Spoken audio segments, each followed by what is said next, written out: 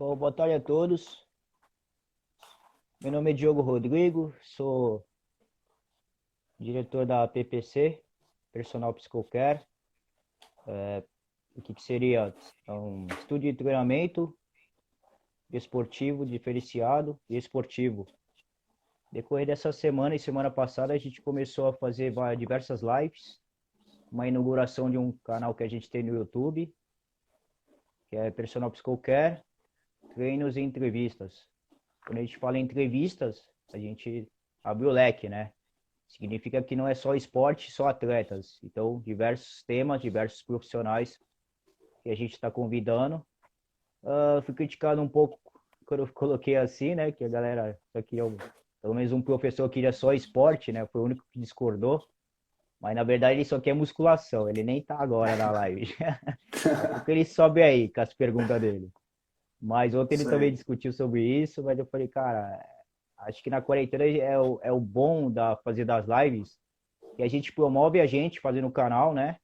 Ao mesmo Sim, sem tempo a gente dúvidas. aprende, a gente troca informação, conhecimento com outros profissionais e Sim, ao mesmo tempo esses profissionais que estão com dificuldade ou estão fazendo live, estão trabalhando, que nem o caso do professor Rafael, ele consegue divulgar, expandir o seu nicho, o seu trabalho, entendeu? Então a gente acaba ajudando, fazendo uma troca de serviço e ajudando todo mundo.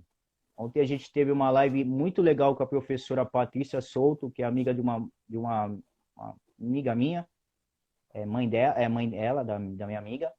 E ela foi, nossa, ela deu uma experiência, passou um conhecimento, uma forma de experiência assim que eu nunca me imaginaria fazer, né? Ela é bem mais velha que eu, 46 anos, né? sim, E ela me mostrou como eu poderia fazer uma preparação física se eu pegasse uma pessoa de maratonista, um cara de velocidade, como no futebol, entendeu? O treino dela, a vivência dela. Então, sim. a discussão, mais ou menos, com os outros professores foi disso, cara. Aí, peguei uma pessoa que passou um gabarito, uma bagagem pra gente muito grande e todo mundo gostou. Ela gostou, se emocionou, chorou. Foi a primeira que chorou na live, que até eu fiquei emocionado para não segurar, para não chorar. Mas foi Dependendo muito como for, até eu choro. é, foi tão bom para um domingo que ela animou todo mundo. Meu domingo foi até bem melhor depois da conversa com ela. Então, acredito que eu estou Sim, ajudando todo mundo, as mesmas pessoas que me ajudam, outras pessoas que eu nem conheço estão pedindo para entrar na live, então tá achando muito da hora isso. Então, é isso. Então, hoje a entrevista é com meu amigo, Rafael Ferreira. A gente vai começar já. manda bala. Mandei um depoimento aí, né? Mas é assim mesmo, a gente vai se acostumando. Não fique nervoso, professor. A primeira Tranquilo. vez a gente fica um pouco nervoso, mas decorrer, a gente Faz vai correndo, parte, né? decorrer da conversa vai indo. Bom, eu queria Tranquilo. saber, primeiramente, tirando a parte do professor, do profissional, quem é você pessoalmente? Quem é o Rafael Ferreira? Pessoalmente, você. Boa tarde aí a todos, né? Primeiro, agradecer aí a oportunidade de estar falando aí um pouco sobre a minha vida, sobre as minhas experiências, tanto pessoais quanto profissionais. E o Rafael, ele é um cara muito dedicado, esforçado, tá sempre aí na luta, bem tranquilo, gosto muito de paz, sossego, bem caseiro. Estou sempre aproveitando o meu tempo aí estudando, adquirindo conhecimento. E uma coisa que você falou que eu achei interessante é essa troca entre pessoas de diferentes áreas, né? Isso eu acho que é muito importante. A gente tem que buscar conhecimento em outras áreas para agregar aos nossos trabalhos, né? E eu acho que isso é muito importante. Ok. Você mora com seus pais? Você é casado? Tem filhos? Como que é? Eu sou solteiro, moro com meus pais, atualmente tentando sair de casa, né? A gente vai amadurecendo, tem esse Sim, sonho, mas até lá a gente tem que aproveitar ao máximo aqui, fazer o nosso melhor para que as coisas aconteçam sem que a gente precise pular etapas. entendi. É, outra pergunta pessoal. Como a sua família te vê? Seus pais, Bom, como te vê? Seus, não? no começo a gente sabe que qualquer pessoa que decide entrar na educação física tem uma certa dificuldade, né? Meus pais sempre foram um pouco receosos contra a profissão, principalmente quando eu falei que eu queria trabalhar com futebol, né? Que é uma área que a gente sabe que é muito difícil, não é fácil, tem que caminhar aos poucos. Mas aos poucos a gente também vai desconstruindo essa visão que a família tem, vai construindo a nossa e eles vão entendendo o que a gente quer. Entendi. Por que você escolheu o curso de educação física? Tinha outro em mente? Queria ser outra? Se não fosse educação física, seria outra coisa? Bom, eu antes de entrar na educação física, eu fiz logística, né? Cheguei a fazer logística, fui para a área da administração, mas é uma área que não me interessou muito. Eu sempre fui do esporte, pratiquei diversos, né, quando criança, fiz natação, basquete, futebol, futsal, entre outros. Vivia no clube lá no Sesc, jogando ping-pong, bocha, tênis, basquete, enfim. Eu sempre fui muito do esporte, nunca tive preferência nenhuma. Disputei campeonatos por basquete, futebol, fiz natação também competindo. Então, assim, eu acho que essa junção dos esportes aí me fez ter uma base muito boa para competir no que eu queria mesmo, que era o futebol. Então, assim, um esporte me auxiliou no desenvolvimento motor para poder estar tendo um rendimento melhor nos outros esportes. Legal. Conte um pouco da sua trajetória de atleta. Sei que você começou a jogar futsal e tudo. Conta um pouco aí. Eu comecei aos 4 anos, comecei jogando na escola onde minha mãe trabalhava, lá no Regina Altman. Lá tinha uma escolinha do professor Cristiano, atualmente gerente da Portuguesa Santista, categoria de base. E ali foi o meu start. Um campeonato não federado disputando pela escola. Lá no Gremetal, o professor Biscoito, muito conhecido aqui na região, ele acabou me chamando para poder estar participando das equipes federadas, isso aos 7 anos. E desde lá comecei a competir, comecei a me destacar. E aos 11 anos eu tive minha primeira dificuldade, né, minha primeira frustração no esporte, que foi eu acabei engordando, né? Eu era bem gordinho e muitos técnicos, né? Eles têm um certo preconceito em relação a isso, não dão oportunidade. E a história da educação física mostra isso, né? Que geralmente os gordinhos são sempre deixados por último.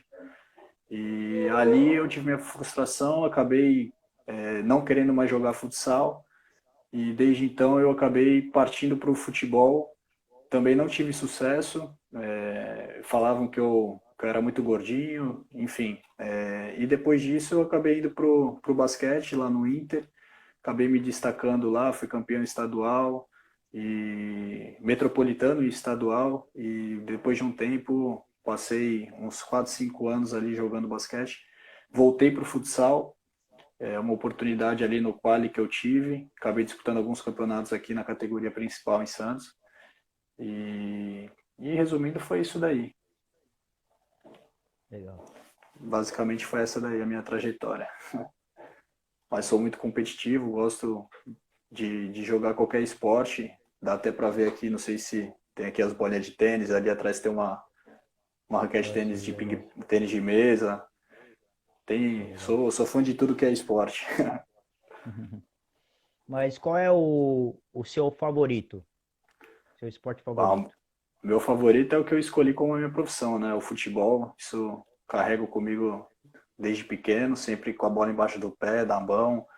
Tô sempre com ela. Tem uma aqui, tem mais algumas duas, três aqui do meu lado, aqui no chão, que eu gosto de sempre ter para poder estar exercitando, principalmente agora na quarentena, né? Às vezes eu vou lá na garagem, faço algumas atividades, mas o futebol, sem dúvidas, é a minha maior paixão. Entendi. Como começou ou no estágio, a sua trajetória no futebol e no futsal? Bom, a minha trajetória ela começou com um acaso, né? Logo que eu entrei na faculdade de educação física, um colega de classe era filho do professor Cristiano, que foi meu primeiro professor na minha vida, né? E conversando com ele, ele também trabalhava junto com a minha mãe. Eu pedi a ele uma oportunidade, fiquei enchendo o saco dele durante acho que uns 6, 7 meses para ele me dar um estágio lá na Portuguesa. E de tanto que eu insisti, ele acabou conseguindo me dar essa oportunidade, né? Isso lá em 2016, finalzinho de 2016. E desde então eu venho engatinhando aí para poder alcançar voos maiores, né? Entendi. E hoje você está no sub-11, né? Da Portuguesa. Isso, E daí, hoje pode eu falar. assumi como treinador do Sub-11. Também tenho o meu trabalho na escolinha do Clube dos Ingleses, tanto futsal quanto futebol de campo. Lá também nós temos um personal soccer, que inclusive você divide lá comigo esse trabalho. Muito, tá começando a engatinhar ainda, né? Mas a gente tá planejando aí coisas melhores aí para eles, para nós também, para nosso crescimento. E também faço meu trabalho de personal por fora, né? Além de tudo isso daí, também tenho meu trabalho de personal. Tenho alguns alunos aí que acreditam nisso, né? Que pode auxiliá-los no condicionamento físico, num fortalecimento, para que eles também possam atingir os sonhos deles, né? Alguns querem ser jogador, outros a gente sabe que não vão chegar lá, mas a nossa ideia é de formar os cidadãos, né, antes de formar os atletas. Eu acho que isso é o mais importante aí para quem quer atingir o seu sonho. Então, você também trabalha como personal comum, assim? Ou você trabalha fora dos lugares particular, a parte soccer do futebol, personal soccer, ou é só o personal? Não, eu trabalho separado dos clubes também, trabalho autônomo, né? Mas tudo voltado para personal soccer, tudo voltado para futebol. Ah, entendi. E o que significa para você o futebol e o futsal? O que significa para você? Cara, o futebol e o futsal, eles significam viver, né? Dentro de quadra, eu até fiz um post aí recentemente que qual que é, o que os grandes craques têm em comum, né? Que é o erro. Você tem que errar para poder acertar. Então você vai errar muitas vezes na sua vida para poder conseguir o que você se almeja, né? E o futebol e o futsal me deu isso, né? De tanto que eu tentei, não consegui, mas hoje eu vi que não conseguiria atingir meu objetivo, não dentro das 4 linhas, mas eu posso atingi-lo de outra forma, estando fora das 4 linhas, mas muito próximo do que eu queria para minha vida, né? Então, assim, estou muito satisfeito de estar onde eu estou. Sei que é uma grande responsabilidade, né? A gente ter uma missão de administrar o sonho, né? De muitas crianças. Acho que isso daí é uma responsabilidade muito grande que a gente tem e a gente tem que tomar muito cuidado para não frustrar esse sonho dos meninos, né? Tá. Você trabalha muito com a parte psicóloga também, quando você pega uma criança que está muito para baixo, ou ela veio de várias passagens em vários clubes e tudo dando negativo, quando chega na tua mão, o que que você faz? O primeiro momento, né, a gente tem que tomar muito cuidado com o que a gente vai falar, como que a gente vai orientar. Basicamente é deixar eles um pouco livre para a gente entender o que eles estão passando, né? Eu já estive no lugar deles, né? Às vezes as atividades são muito complexas para a idade, então a gente tem que adaptar, simplificar para que eles possam ter o entendimento da situação, né? E possam evoluir. Né? Isso daí é Vygotsky fala muito sobre isso, né? Que é a zona de desenvolvimento proximal, onde a gente tem que trazer a realidade deles para eles poderem conseguir evoluir, né? Quando você era atleta, pouco tempo que você foi, qual era a sua parte positiva, a sua parte forte, seu ponto forte? Cara, meu ponto forte sempre foi a entrega. Sempre foi a entrega. Eu sempre fui um cara muito competitivo, não gosto de perder nem no para o ímpar. Assim, em qualquer esporte que eu decidi fazer, treinar, me envolver, eu sempre procurei dar o meu máximo, né?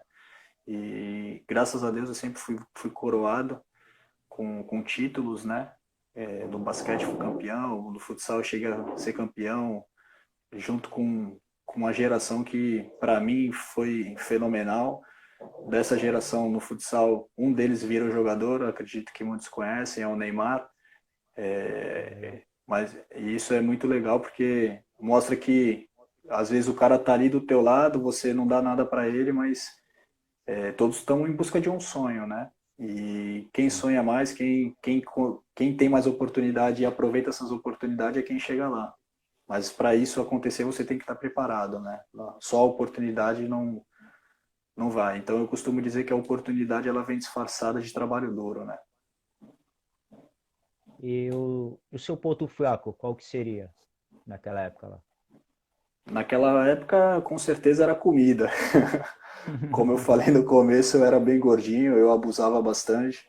Eu gostava muito de comer, tive que administrar isso. Naquela época, eu às vezes vinha de São Paulo, eu passava no posto da Imigrantes, comia McDonald's, chegava em casa ainda jantava. Então, assim, era Nossa, uma fase bem turbulenta ali para quem queria ser um atleta, né? entendi.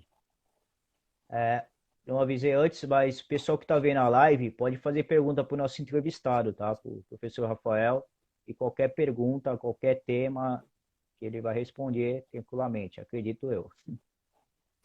Pode mandar aí que estou à disposição. Professor Márcio aí, mandando um abraço aí para ele, meu professor na faculdade, meu mestre, meu amigo. Grande abraço aí, professor Márcio.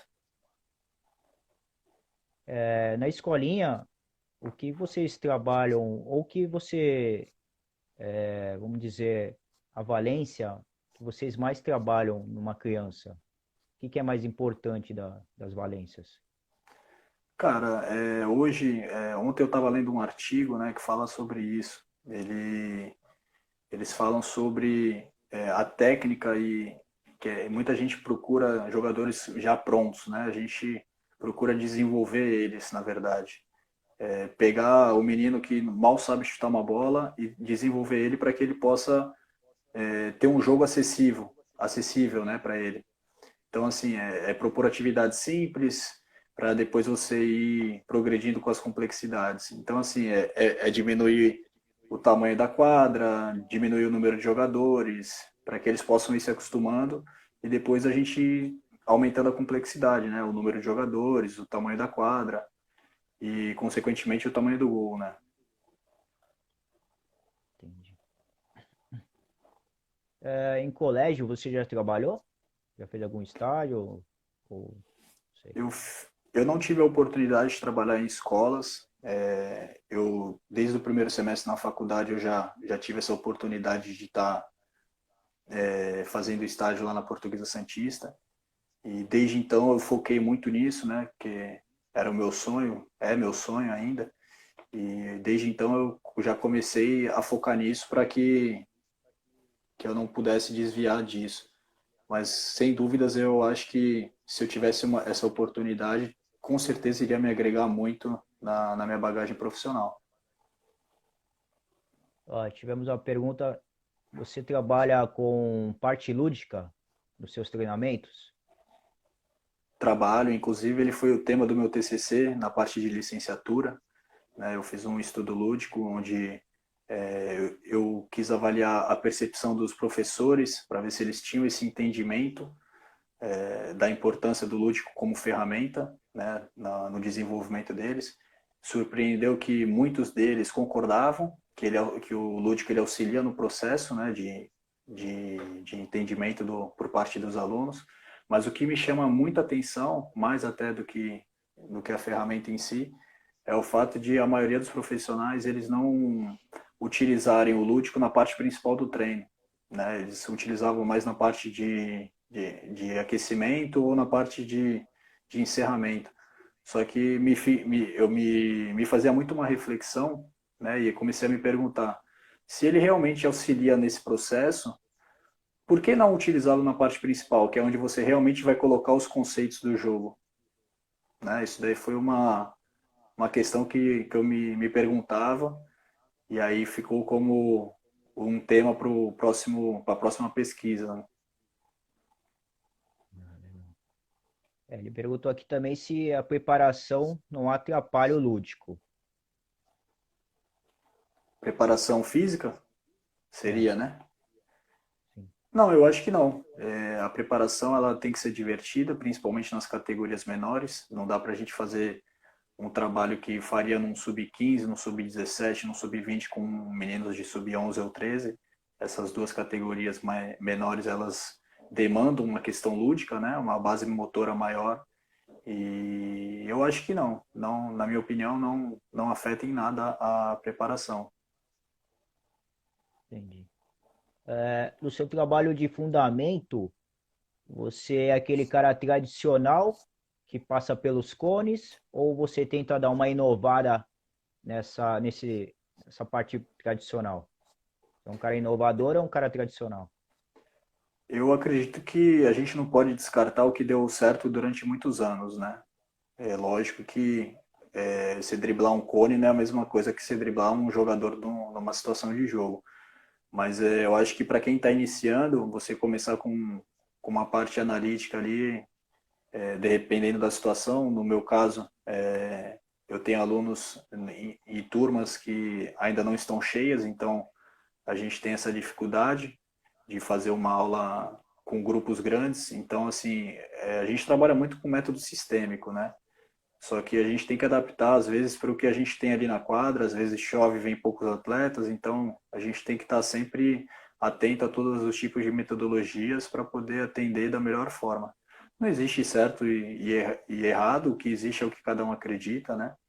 E eu acho que a gente tem que utilizar um pouquinho de cada. Entendi.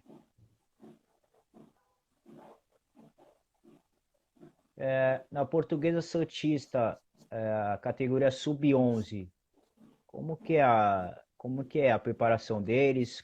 Qual é o jogador que se destaca? Qual é o jogador que precisa se melhorar um pouco mais? Como é que é? Lá na Portuguesa Santista, né, eu tenho a minha comissão, eu tenho o meu preparador físico que faz todo esse trabalho aí de, de prepará-los para as atividades, né? Eu só fico de olho ali, auxilio quando precisa.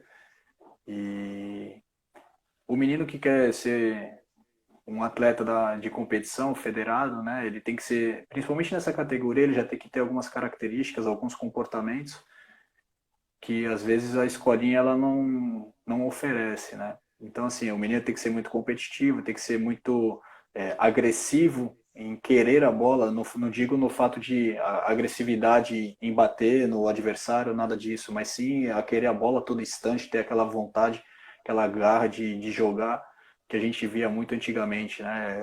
A vibração de tirar uma bola para o escanteio, de tirar uma bola para lateral, coisa que é difícil a gente ver hoje em dia.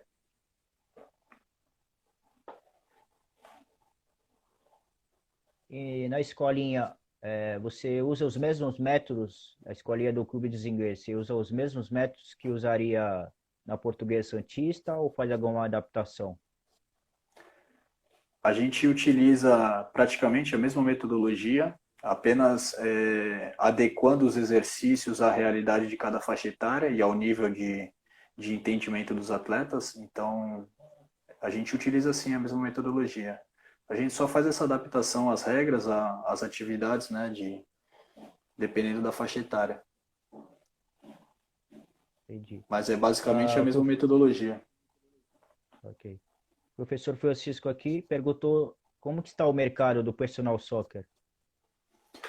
O mercado de personal ele está bem amplo ainda, né? Tem pouquíssimos profissionais que fazem esse tipo de trabalho e é um mercado que está em crescente, mas é um trabalho que você precisa ter muito cuidado, né? Porque é aquilo, você mexe com um sonho. Como eu posso te dizer? É uma dificuldade porque às vezes a criança ou a pessoa que está ali ela não quer só emagrecer, né? Ela tem um sonho e às vezes isso daí gera uma frustração muito grande. E, e trabalhar com o personal soccer, você também demanda local, né? Às vezes você não consegue ter um espaço adequado para atender essa pessoa, então você tem que adaptar. Eu aqui mesmo às vezes utilizo a praia, tem ali a parte do jardim lá perto da divisa com São Vicente, que ali a gente consegue fazer um trabalho mais próximo da realidade, mas em determinados momentos tem aluno que não quer fazer lá, que é muito longe, ou às vezes não tem meio de transporte para poder chegar lá. Então a gente tem que fazer dentro do prédio com dificuldade, porque o chão não é plano, não é liso, ele é aquele chão de pedrinhas, então tem uma certa dificuldade, mas é bem divertido, é bem prazeroso. Eu gosto bastante de fazer esse tipo de trabalho. E é um mercado que está sim em crescimento. Entendi. Você já teve crianças com população especial, autistas, ou crianças muito imperativas, que você tenta treinar, e ele não te entende? Já teve essa Eu, dificuldade? Pegou? eu tenho um aluno no futsal, na escolinha lá no Clube dos Ingleses, ele tem autismo. E assim, às vezes a gente encontra alguma dificuldade por parte dele, e também nossa, né, de lidar com a situação. Mas é procurar estar sempre calmo para poder orientá-lo da melhor forma e ter paciência, né, cara? Eu acho que o segredo ali é ter paciência para poder trabalhar, entender qual que é a necessidade dele para a gente poder também estar atendendo da melhor forma. Ok. Nessa quarentena você está fazendo bastante vídeo, bastante treino. Vídeos pessoal para deixar na sua página, para você divulgar, e também vídeos a trabalho. Qual é o objetivo de tudo isso?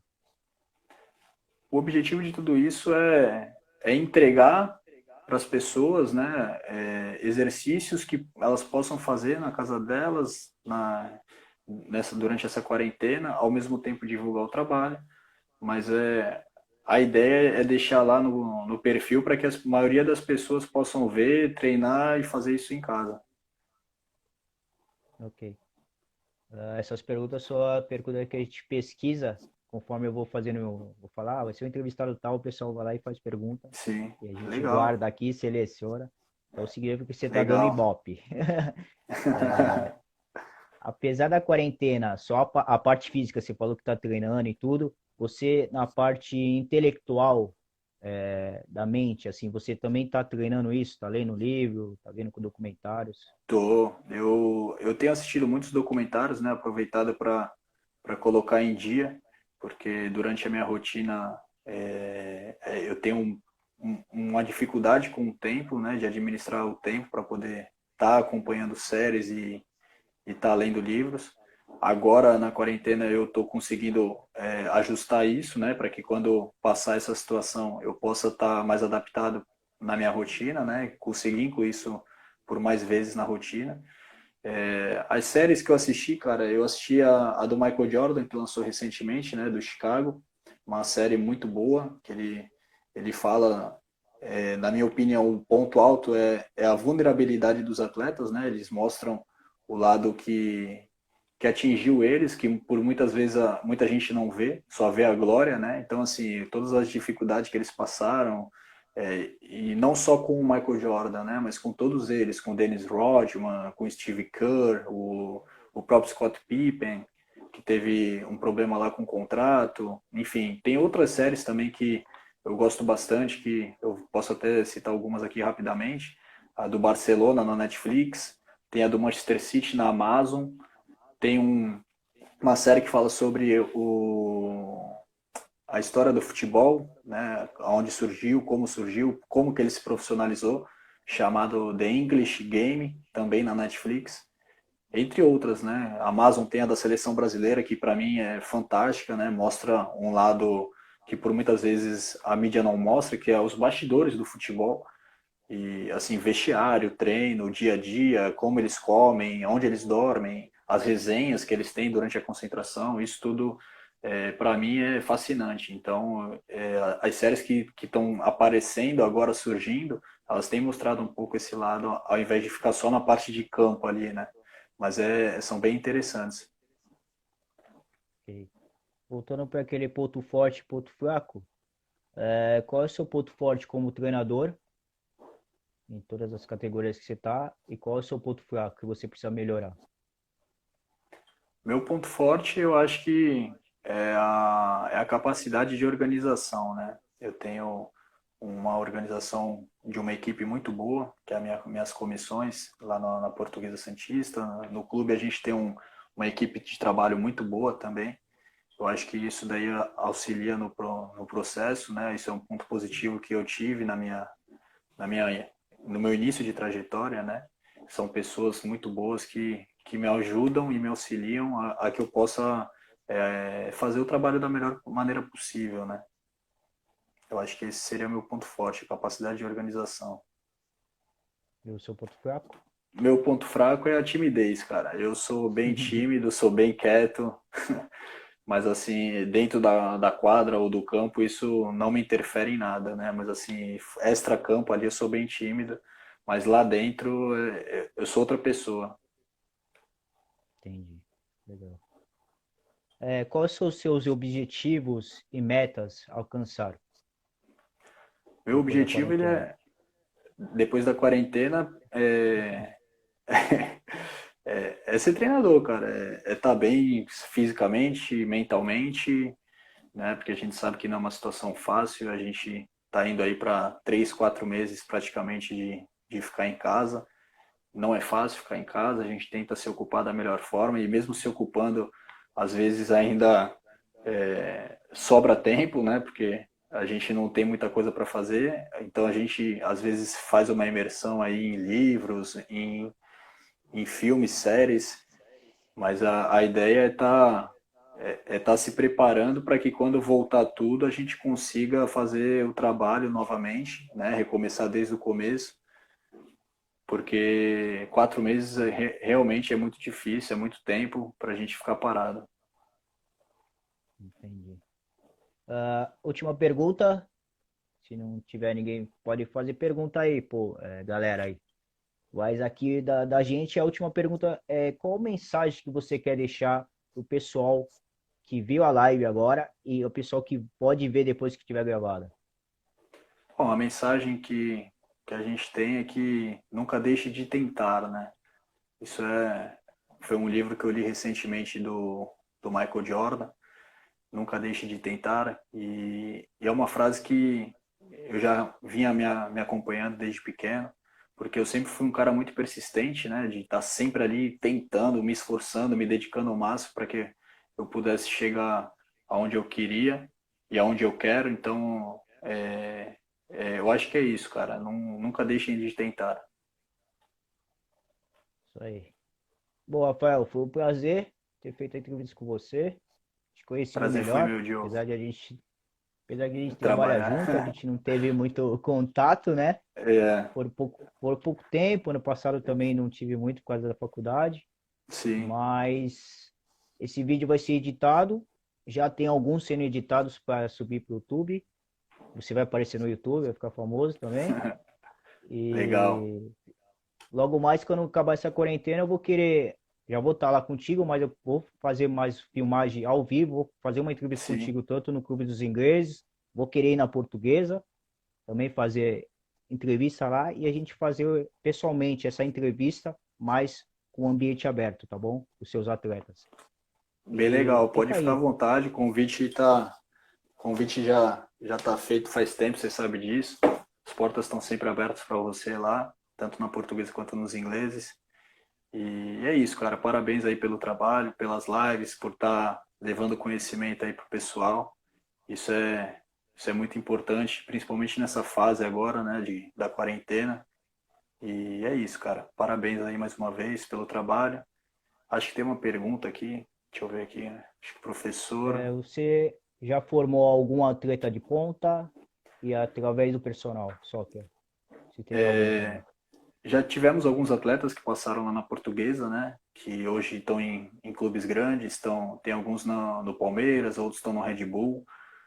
Temos um goleiro que está no Atlético Mineiro, outros estão bem encaminhados aí, mas formar, eu fazia parte da comissão, mas não fui eu que formei. Eu estava no processo, mas não fui eu que formei. Mas eu me sinto como se tivesse feito parte, né? Eu estava lá, eu participei, eu estava no dia a dia, então posso dizer que realmente eu estava ali ajudando, auxiliando no processo desses garotos aí.